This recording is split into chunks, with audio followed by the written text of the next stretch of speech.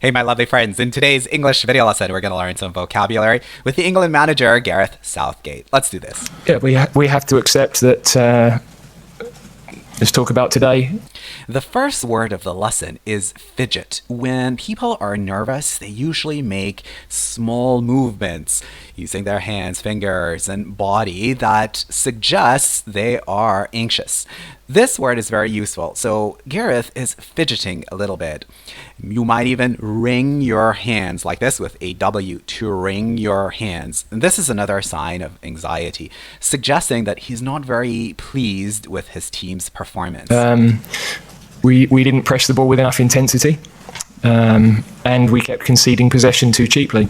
He says we kept conceding possession too cheaply. To concede is to give up. You might concede possession. This is when you lose the ball or you lose control over the part of the pitch where the ball moves. This is to concede possession. Concede is a verb. The noun is concession. A team might concede a goal. We also use the word concession in politics. For instance, a government might make a few concessions, give up certain privileges, or to grant certain privileges or concession.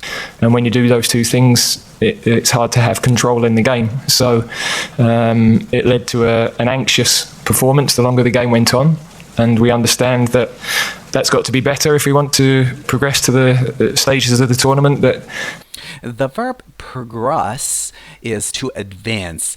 The noun can be pronounced in two different ways. So you could say progress with stress on the first part, or progress, but the verb is pronounced with stress on the second part. So it's always progress. Everybody's expecting and delivering what we need to deliver. Next question, here up front, second row. Hello, Gareth. Sam Wallace from The Telegraph. You very rarely take Harry Kane off. I think it was Hungary in a World Cup qualifier was the last time. To take someone off, this is to substitute someone.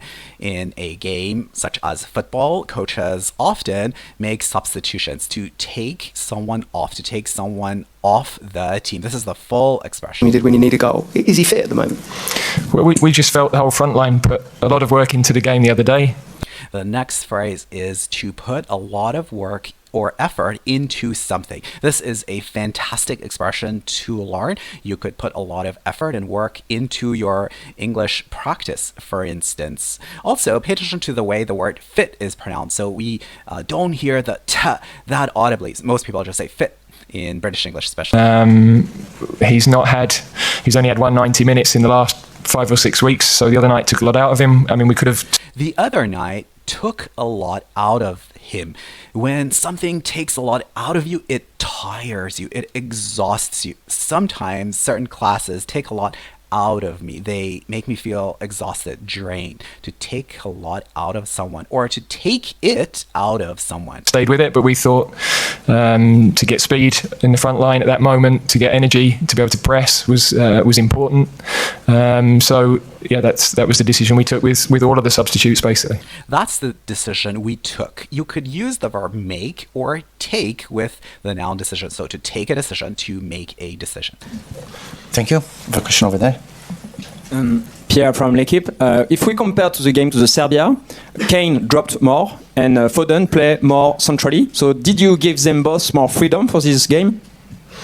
Yeah, we played more with the 10 today, and that meant that when Kane was coming low, we had players running past him, a little bit more in contact with him. We also pressed slightly differently, which meant that Foden was starting a little bit more in field. The verb mean in the past form is pronounced meant. So he took certain decisions. The decisions led to certain outcomes. He uses the word meant, the past of mean, to talk about those effects or those particular outcomes. But our press wasn't intense enough, and it meant that our backline had a problem with the players dropping either side of our pivots. So that's something that Pivot is a great word. It could be used as a noun or a verb. It essentially means to rotate or to turn. For instance, you could say that the conversation pivoted. It changed direction. It's a fantastic word to use in everyday language. To be better, we know with the profile of players that we've got, we don't feel the way to press is really high up the pitch. Don't think that's the physical level of the team at the moment either. But we've got to find a way of being more compact and more difficult to play against than we've found in the last three halves of football. Now pay attention to the pronunciation of the word half in the plural, which is halves, halves. Anyways, I really like the fact that he takes responsibility. So he's not blaming the poor performance of the team on the referee, for instance. So I really appreciate that about him. Catch you in the next video.